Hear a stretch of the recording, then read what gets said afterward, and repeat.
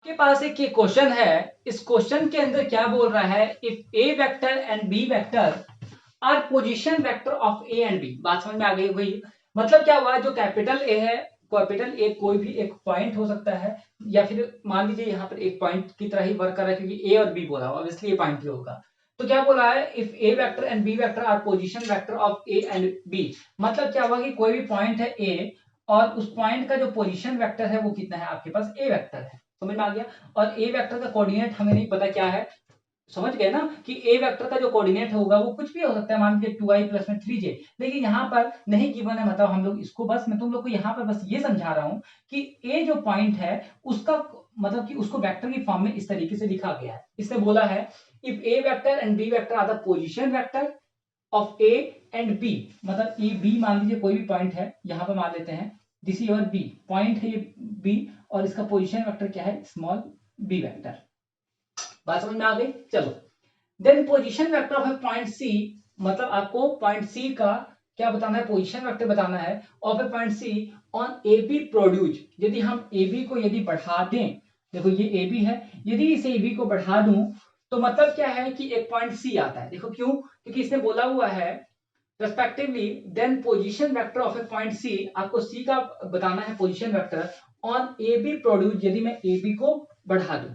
अब मुझे नहीं पता कहां तक बढ़ाना है, सच दैट इस तरीके से कि AC वेक्टर की जो वैल्यू है, AC वेक्टर की जो वैल्यू है वो कितनी है आपके पास, 3AB के बराबर है। इस पॉइंट को तो मैं ऑनली C ही बोलूंगा, क्योंकि AC वेक्टर आपको निकालना पड़ेगा। पोजीशन वेक्टर और मैंने AB वेक्टर के बीच में आपको डिफरेंस बताया हुआ है पहले भी, ठीक। क्योंकि जो स्टार्टिंग के 30 क्वेश्चन है उनको अच्छे से पढ़ लेना, ठीक है, मजाक में मत लेना, क्योंकि उनके अंदर ही ये सारे कॉन्सेप्ट यूज होते हैं, मतलब उसके थ्रू ही ये सारे कॉन्सेप्ट बनते हैं, ठीक। तो यहां से क्या बोल रहा है कि AC वेक्टर की जो वैल्यू है वो किसके बराबर है, 3AB के बराबर है, 3AB वेक्टर के बराबर है। मतलब क्या हुआ, A से लेकर C तक की जो मतलब ये जो वेक्टर है इसकी जो वैल्यू है वो किसके बराबर है, 3 टाइम्स ऑफ AB के बराबर। मतलब AB यदि यहां पर है तो ये कितना हो गया 1, ये कितना हो गया 2, यहां तो मैं मान लेता हूं इसको मैंने यहां तक एक्सटेंड कर दिया 1 2 3, मतलब यहां तक ये आपके पास जो पॉइंट है दिस योर पॉइंट इज सी।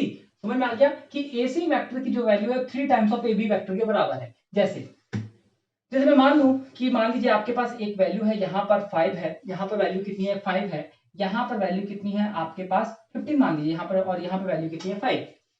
इन दोनों को क्या बराबर रख सकते हो, नहीं रख सकते हो। मतलब जो छोटी क्वांटिटी होती है उसको हम लोग मल्टीप्लाई करेंगे, ठीक, सिंपल। मतलब ए बी वेक्टर आपके पास छोटा है, इसको मैंने मल्टीप्लाई किया है। मतलब यहाँ पर ये समझ लीजिए कि AC वेक्टर जो है वो ए बी का 3 टाइम्स है, मतलब थ्राइस है। तो मतलब A B A B A B, जब आप 3 बार ए बी करोगे तब जाके एक AC वेक्टर आपके पास आएगा। बात समझ में आ गई? तो देखो एक तरीके से मैं डायरेक्टली बोल सकता हूं, मुझे निकालना क्या है, इस पॉइंट के कोऑर्डिनेट निकालने हैं। You have to find the coordinates of या फिर position vector of point C. बात समझ में आ गई? बस अपने दिमाग में अब ये रखो कि मुझे सी के कोऑर्डिनेट्स निकालने हैं। इस चीज को दिमाग में रखो और इस पॉइंट को ध्यान में रखो कि मुझे इसका सी का पोजीशन वेक्टर निकालना है। अब देखो मैं क्या लिख सकता हूं, कैसे पॉइंट निकाल सकता हूं। एक तरीके से मैं बोल सकता हूं कि ए बी को एक्सटेंड किया गया है। जब भी देखो एक होता है इंटरनल बाइसेक्टर, एक होता है एक्सटर्नल बाइसेक्टर। यहां पर मैं एक्सटर्नल बाइसेक्टर यूज कर सकता हूं।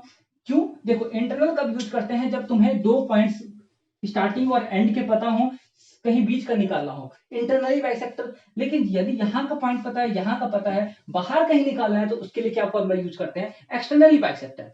अब देखो यहां पर यदि मैं तुम्हें बोलूं तो ये कितने रेश टू कितने में काट रहा है, क्योंकि तुम लोग को एक्सटर्नली बाइसेक्टर का यदि फॉर्मूला याद हो तो एक्सटर्नली बाइसेक्टर का एक्स का फॉर्मूला क्या होता है, बताओ क्या होता है। मैं बोल सकता हूं यहाँ पर दिस, मतलब हम लोग बोलते हैं एक तरीके से, ये मान लीजिए यहाँ पर जो रेशियो होता है इसको हम लोग बोलते हैं एम रेश टू, ये वाला पॉइंट, दूर वाला पॉइंट हम लोग बोलते हैं ना। तो मतलब क्या हुआ, एम रेश टू दूर वाला पॉइंट, मतलब हम लोग बोलते हैं एम रेश टू एक्स टू माइनस में एम इन एन इंटू में x1 divide by M minus N.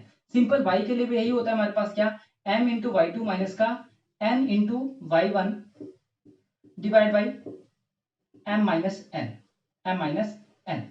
तो देखिए यहां से हमारे पास क्या है, बस दिमाग में बस ये रखिए कि हमारे पास वाई से तो कोई मतलब ही नहीं है, वाई एक्सिस तो है नहीं, ओनली एक्स एक्सिस के लिए फॉर्मूला हमें पुट करना है, ठीक है। तो यहां से हम लोग निकालते हैं इसकी वैल्यू, हमारे पास कितनी वैल्यू आएगी।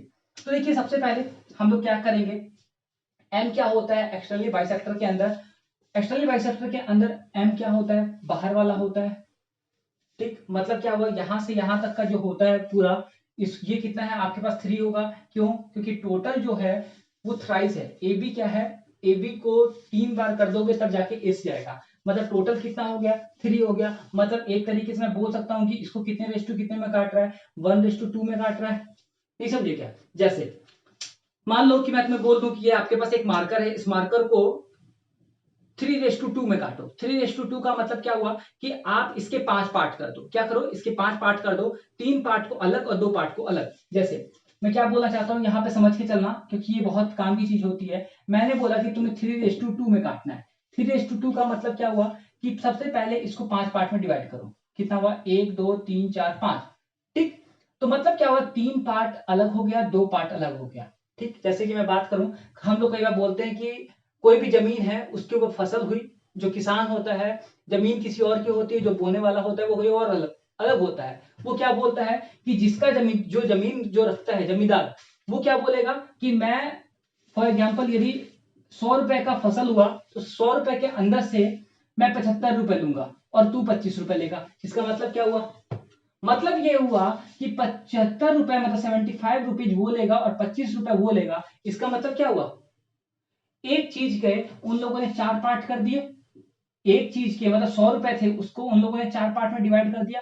ठीक, जिसके अंदर से 25 एक के 4 पार्ट कर दिए, 25 25, ये 3 हिस्सा कौन रखेगा, जिसकी जमीन है, और एक हिस्सा कौन रखेगा, जो कि बो रहा है, मतलब जो जमीन को जो फसल उगाता है। तो मतलब यहां पर मैं तुम लोग को ये समझा रहा हूं कि बच्चों जब भी आपको इस तरीके का आता है इंटरनल बाइसेक्टर एक्सटर्नल बाइसेक्टर, तो बस इस चीज को दिमाग में रखिएगा कि रेशटू का मतलब क्या होता है। टोटल कितनी वैल्यू थी 3, टोटल वैल्यू कितनी थी 3, क्योंकि AC की जो वैल्यू है वो 3 टाइम्स ऑफ AB के बराबर है। टोटल वैल्यू कितनी हो गई 3।